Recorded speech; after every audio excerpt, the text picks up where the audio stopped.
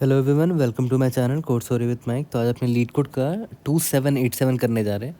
Medium marked है। Problem is not very difficult, काफ़ी आसानी से आप इसको समझ के बना सकते हो। ठीक है, देखते हैं इसका मोटिवेशन क्या है। If you see others are able to do something, मान लेते किसी का आपने सक्सेस स्टोरी देखा, किसी ने कुछ कर लिया, किसी ने कुछ अचीव कर लिया, तो इंस्टेड ऑफ वरिंग अबाउट कि आपका क्या स्टेटस है, know that you can do that as well. कोई दूसरा कर पा रहा है तो आप भी कर सकते हो, है ना। सबसे पहले आपको खुद पे ट्रस्ट रखना है कि आप कर सकते हो, है ना। Okay, 2787 ways to express an integer as sum of powers. ठीक है, तो इस तरह के बहुत सारे प्रॉब्लम्स हैं जो एकदम सेम कैटेगरी में फॉल करते हैं। ओके, तो मेरा जो डीपी कंसेप्ट्स का प्लेलिस्ट है ना, तो उसमें मैंने अभी तक नैपसैक और फिर कॉइन चेंज वाला जो प्रॉब्लम्स होता है ना, इस तरह के ये सब टॉपिक अभी कवर नहीं किया। तो जब वो कवर करूँगा तो ये सारे प्रॉब्लम्स दोबारा से कवर करूँगा मैं। ठीक है, नैपसैक हो गया, रॉड कटिंग वाले प्रॉब्लम्स हो गए, है ना, फिर ये और भी बहुत सारे प्रॉब्लम्स हैं, वो सारे के सारे हम लोग डिस्कस करेंगे। ओके, तो देखते हैं यहाँ पर क्या है। Given two positive integers n and x, return the number of ways n can be expressed as the sum of the xth power of unique positive integers. In other words, the number of sets of unique integers n1 n2 nk where n is equal to n1 का power x plus n2 का power x and so on. ठीक है, since the result can be very large, return modulo 10 का power 9 plus 7। तो example से समझते हैं। जैसे यहाँ पर देखो, n इज इक्वल टू 10 दे रखा है, x इज इक्वल टू 2 दे रखा है। तो आपको क्या करना है, 10 देखना है कि कितने वेज हैं 10 को लाने का यूजिंग ये नंबर्स, और उनका पावर x होना चाहिए और उनका सम करना है आपको। जैसे 1 का पावर 2 प्लस 2 का पावर 2, इसको जोड़ने पर 10 आ रहा है क्या? नहीं आ रहा है। तो देखते हैं, प्लस 3 का पावर 2, 10 से बड़ा हो जा रहा है ये, है ना। तो ऑब्वियस बात है, एक काम करते हैं, अगर इसको हटा दो तो देखो 2 का पावर 2, सॉरी 1 का पावर 2 प्लस 3 का पावर 2 से देखो 10 आ जा रहा है ना। ये 1 हो जाएगा, ये 9 हो जाएगा, तो आ गया ना 10, एग्जैक्टली n के बराबर आ गया। तो देखा है तो एक ही पॉसिबल वे है इसको 10 को लाने का, 10 मतलब n को लाने का एक ही पॉसिबल वे है, वो है 1 का पावर x प्लस 3 का पावर x। 1 का पावर x प्लस 3 का पावर x का वैल्यू 2 है यहाँ पर। ठीक है, और कोई पॉसिबल वे नहीं है, आप ट्राई भी करोगे तो नहीं मिलेगा। ये वाले एग्जाम्पल को देखते हैं। n इज इक्वल टू क्या है, आपको 4 लाना है ना। x यहाँ पर 1 दे रखा है, तो देखा जाए तो 1 का पावर x यहाँ पर 1 है, 1 का पावर 1, 2 का पावर 1, 3 का पावर 1, 4 का पावर 1, 5 का पावर 1 जाने की ज़रूरत है क्या? नहीं है, ऑब्वियस सी बात है, क्योंकि 5 खुद में ही n से बड़ा है, तो वहाँ जाने की ज़रूरत ही नहीं है। ठीक है, तो ये सारे ऑप्शंस आपको दिख रहे हैं। अब इनमें से ही आप जोड़कर ये n ला सकते हो। देखते हैं कैसे कैसे ला सकते हो। एक पॉसिबिलिटी मुझे दिख रहा है, 1 का पावर 1 प्लस 3 का पावर 1, दोनों को जोड़ेगा तो n आ जाएगा, देख लो। एक पॉसिबिलिटी मुझे दिख रहा है 4 का पावर 1, देखो 4 आ गया ना, ये n के बराबर है। यही दो पॉसिबल वे है n लाने का, और कोई पॉसिबल वे नहीं है। आप ट्राई कर लो, इनमें से नहीं ला पाओगे। दो ही पॉसिबल वे है, ये दोनों आंसर, इसीलिए हमारा 2 है। ठीक है, तो देखते हैं हमारा थॉट प्रोसेस क्या होगा। तो देखो, एक काम करते हैं, सबसे पहला वाला एग्जाम्पल लेते हैं। n 10 था और x 2 था, है ना। देखो n 10 था और x 2 था, तो प्रॉब्लम में साफ दे रखा है कि आपको कुछ नंबर लेना है, उनका पावर x करके सम निकालना है, सच दैट n आ जाना चाहिए। और वो नंबर जो आप लोगे, जिनका पावर आप x का, मान लेते हैं आपने a और b लिया, तो a का पावर x प्लस b का पावर x, ठीक है, और वो एग्जैक्टली n के बराबर आना चाहिए। और a और b जो आप चुन रहे हो ना, ये यूनिक होना चाहिए। आप ऐसा नहीं कर सकते कि a का पावर x चुना, फिर b का पावर x चुना, फिर दोबारा b का पावर x चुनिए, नहीं, ये आप नहीं कर सकते, है ना। यूनिक नंबर्स होने चाहिए। तो बेस्ट तरीका क्या है कि 1 से स्टार्ट करते हैं। ऑब्वियस बात है, रैंडम नंबर आप मान लेते हैं 5 का पावर x ले लोगे, तो भाई 5 का पावर x जो है, यानी कि 5 का पावर 2, भाई ये तो 25 है, which is much greater than 10, है ना। तो एक काम करते हैं, 1 से ही स्टार्ट करते हैं ना। 1 का पावर x ले लो, फिर 2 का पावर x ले लो, फिर 3 का पावर x ले लो, ऐसे ऐसे करके चलते हैं। ठीक है, तो x यहाँ पर 2 है, तो 1 का पावर 2 ले लेते हैं।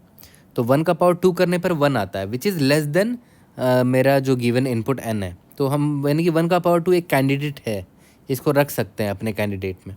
फिर 2 का पावर 2 को भी ले सकते हैं, क्योंकि देखो 2 का पावर 2 जो है वो 4 होता है, which is less than n। तो ये भी पॉसिबल कैंडिडेट है। फिर 3 का पावर 2 देखो, दिस इज़ 9, 3 का पावर 2 9 होगा, ऑब्वियसली वो n से छोटा है, n मेरा 10 है, तो ये भी पॉसिबल कैंडिडेट है।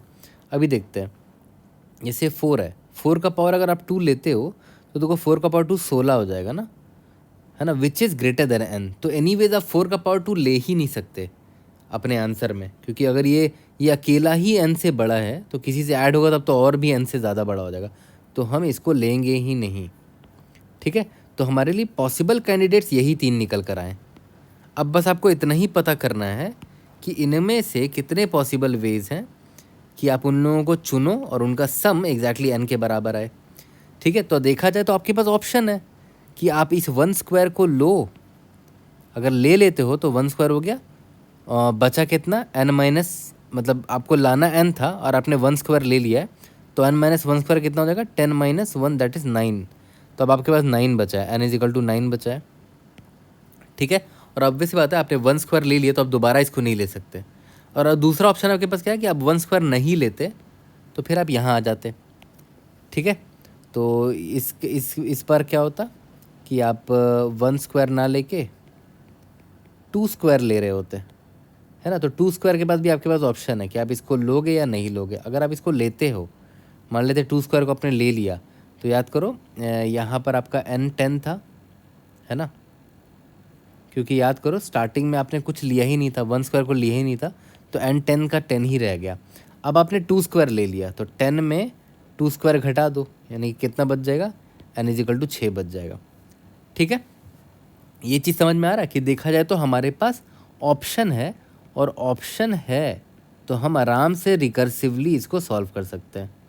ओके, और देखा जाए तो ये अरे भी आपको बनाने का ज़रूरत नहीं है ना। आप आराम से एक नम ले लेना, उसका स्टार्टिंग वैल्यू 1 रख देना, फिर 1 का पावर x अगर आपने ले लिया तो फिर नम प्लस प्लस कर देना, नम प्लस प्लस करने पे क्या हो जाएगा, नम का वैल्यू 2 हो जाएगा, फिर 2 का पावर x ट्राई मारना, फिर नम प्लस प्लस करना तो नम क्या हो जाएगा, 3 हो जाएगा, फिर 3 का पावर x ट्राई करना, एंड सो ऑन।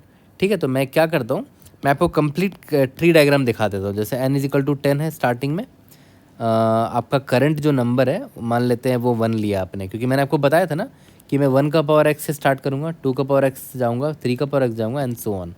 और रुकूँगा कब, जब मान लेते हैं आप यहाँ पर x पर आ सॉरी आप यहाँ पर d पर आ गए, d का पावर x जो है ना, अगर ये ग्रेटर देन n हो गया तो मैं यहीं पर रुक जाऊँगा। ऑब्वियस सी बात है, इसको लूँगा ही नहीं, है ना। x मेरा कितना है, x मेरा 2 दे रखा है। ठीक है, ओके, तो देखते हैं इस एग्जांपल में।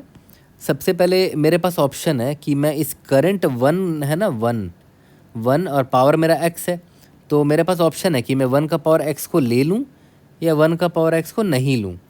तो अगर यहाँ पर मैं ले लिया 1 का पावर x को, तो मेरा n क्या बचेगा, n is equal to n minus 1 का पावर x, यानी कि 10 माइनस 1 का पावर 2 यानी कि 9। तो अब मेरा क्या हो जाएगा, n मेरा यहाँ पर 9 हो जाएगा।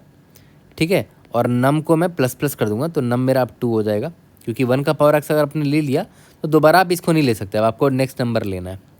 ठीक है, ओके, इसके बाद x तो मेरा 2 ही रहेगा। और दूसरा ऑप्शन क्या आपने इसको नहीं लिया, इस नम को नहीं लिया, इसका मतलब आप 1 का पावर x को नहीं लेना चाह रहे हो, तो n इज इक्वल टू 10 हो जाएगा, नम इज इक्वल टू 2 हो जाएगा, क्योंकि आपने 1 को नहीं लिया तो नम प्लस 1 किया तो नम अब 2 पर आ चुका है, और x इज इक्वल टू 2 है। ठीक है, अब आपके पास, अब मैं इस पाथ को दिखा देता हूँ आपको कि आपके पास ऑप्शन है यहाँ पर कि आप इस नम इज इक्वल टू 2 को लो या ना लो। ठीक है, मान लेते हैं आपने इसको अगर लिया होता तो 2 का पावर x को अगर आपने लिया होता तो n इज इक्वल टू क्या होता, n माइनस 2 का power 2 that is 9 minus 4 that is 5। तो n का वैल्यू यहाँ पर 5 बचता, और नम मेरा अब 2 का पावर, आपने नम इज इक्वल टू 2 को तो ले लिया ना, अब 2 का पावर x को, अब आपको 3 का पावर x लेना पड़ेगा, है ना। तो इसलिए नम को प्लस प्लस करते हुए जाना, तो नम अब मेरा 3 हो जाएगा, x मेरा 2 है। दूसरा ऑप्शन क्या है कि आपने इसको नहीं लिया होता तो n मेरा अभी भी 9 ही रहता, और नम मेरा यहाँ पर 3 हो जाता, और x मेरा यहाँ पर 2 है। अब आपके पास यहाँ पर ऑप्शन है कि आप इसको इस नम इज इक्वल टू 3 को ले लो, तो 3 का पावर x यानी कि n is equal to 9 n minus 3 का power x that is 9 minus 3 का power 2 that is 9 minus 9 that is 0। तो अब देखो क्या हुआ, n यहाँ पर 0 हो गया, है ना। नम इज इक्वल टू यहाँ पर 4 हो जाएगा और एक्स इज इक्वल टू 2 हो जाएगा। तो यहाँ नोटिस करो, यहाँ पर n 0 हो गया, मतलब आपको एक वैलिड पाथ मिल चुका है। और वो वैलिड पाथ क्या है वो मैं आपको दिखाता हूँ। याद करो, आपने 1 का पावर x यहाँ पर लिया था, यानी कि 1 का पावर 1 लिया था। उसके बाद फिर आप यहाँ पर आए, आपने कुछ नहीं लिया यहाँ पर। फिर आप यहाँ पर आए, 3 का पावर 2 लिया आपने, 3 का पावर x। तो इस पाथ में आपने क्या लिया, 1 का पावर x लिया और 3 का पावर x लिया। x की वैल्यू 2 है, मतलब 1 स्क्वायर लिया और 3 स्क्वायर लिया। इसका एक वैल्यू एग्जैक्टली n के बराबर है, तभी तो यहाँ पर n घटते घटते 0 आ गया, मतलब आपको एक वैलिड पाथ मिल गया। तो यहाँ पर आपने नोटिस किया मैं कब रुका, जब n एग्जैक्टली 0 के बराबर हो गया। तो आपको बता देना है कि एक तरीका मुझे मिल चुका है। तो यहाँ पर आप क्या करना, रिटर्न 1 कर देना कि मुझे एक पाथ मिल चुका है, सच दैट ये जो सम आया है वो एग्जैक्टली n के बराबर है। वो पाथ ये है, 1 स्क्वायर प्लस 3 स्क्वायर। ठीक है, तो यहाँ से मैं 1 रिटर्न कर दूंगा कि एक पाथ मुझे मिल चुका है। और जब आप यहाँ राइट हैंड साइड जाओगे ना, तो यहाँ पर आपको कोई पाथ नहीं मिलेगा, क्योंकि आप खुद देखो यहाँ पर n इज इक्वल टू 9 हो जाएगा, नम इज इक्वल टू 4 हो जाएगा और x इज इक्वल टू 2 हो जाएगा। तो अब आपके पास यहाँ पर ऑप्शन है, अगर आप इसको लेते हो 4 का स्क्वायर को, तो देखो ना 4 का स्क्वायर जो है ना वो ग्रेटर देन n हो जा रहा है। तो आप इधर ही से रिटर्न कर दो कि भाई ये पॉसिबल नहीं है, 0 रिटर्न कर दो कि कोई पॉसिबल वे नहीं है कि मैं n ला सकूँ। यहाँ पर अगर आपने इसने नहीं लिया तो n इज इक्वल टू 9 हो जाएगा, नम इज इक्वल टू 5 हो जाएगा एंड सो ऑन। आगे जाके पॉसिबल नहीं होगा तो आगे जाके आंसर आपका 0 ही आएगा। ठीक है, अब देखो आपके पास दो ऑप्शन था। यहाँ पर ये ऑप्शन क्या होता था, टेक, कि आपने करंट नंबर को टेक कर लिया है। दूसरा था कि करंट नंबर को आपने टेक नहीं किया है। तो ये एक्चुअली में नैपसैक वाला प्रॉब्लम है, टेक एंड स्किप।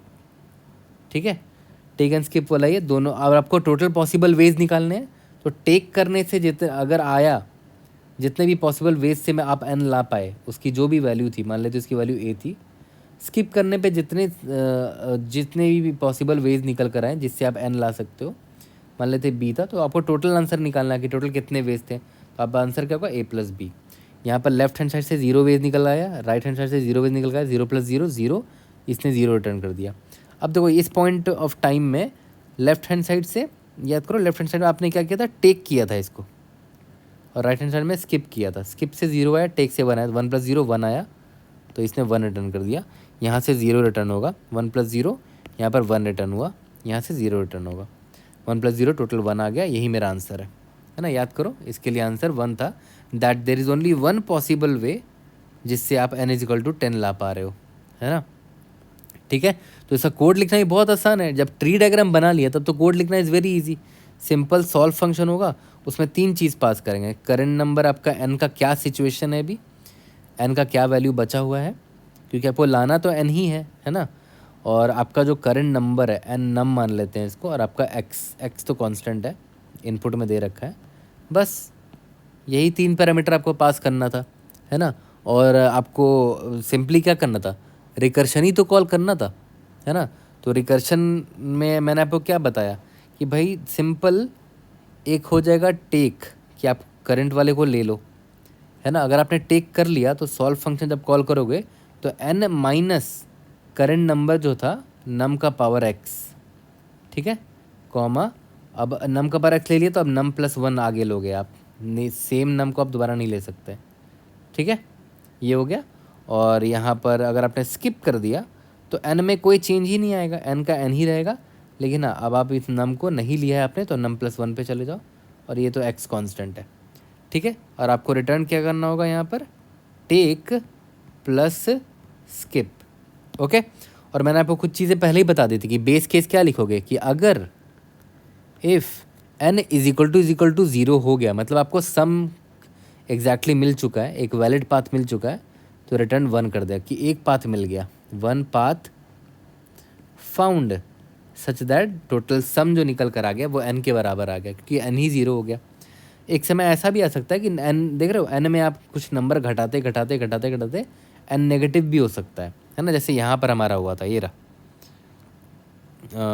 ये वाले पाथ में देखो, यहाँ पर 4 स्क्वायर है ना, इज़ ग्रेटर देन n है, तो या तो आप यहाँ पर ये चेक लगा दो कि n अगर लेस देन 0 हो गया तो ऑब्वियस ही बात है इनवैलिड पाथ था, ये रिटर्न 0 कर दो।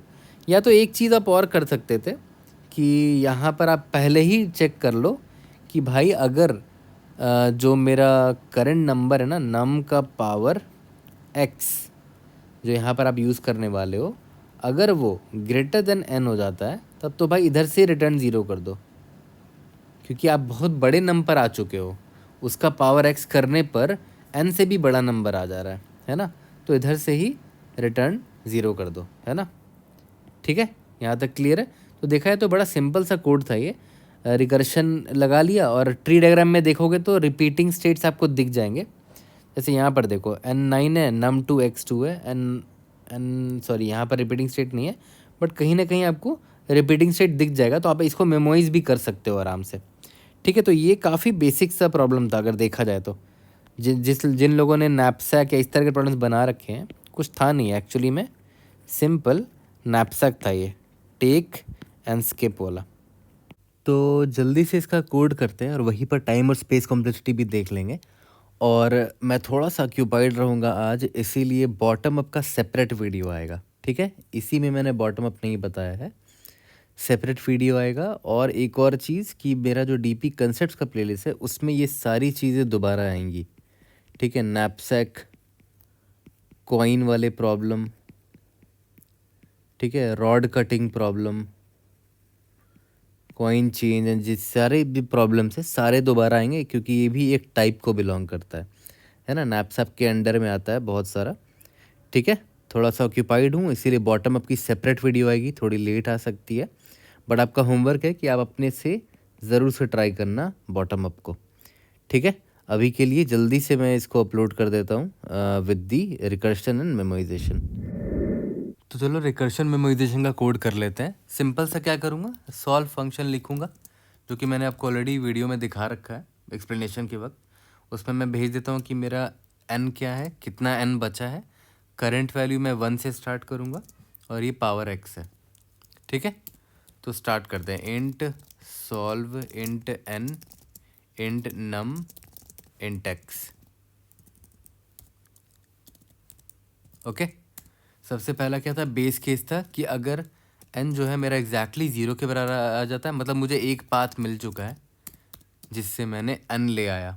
ठीक है, और अगर n घटते घटते लेस देन ज़ीरो हो जाता है तब रिटर्न ज़ीरो कर दो, क्योंकि आप इनवैलिड पाथ में आ चुके होगे। ओके, और ऐसा नहीं है तो एक काम करते हैं, करंट पावर निकाल लेते हैं, करंट पावर वैल्यू।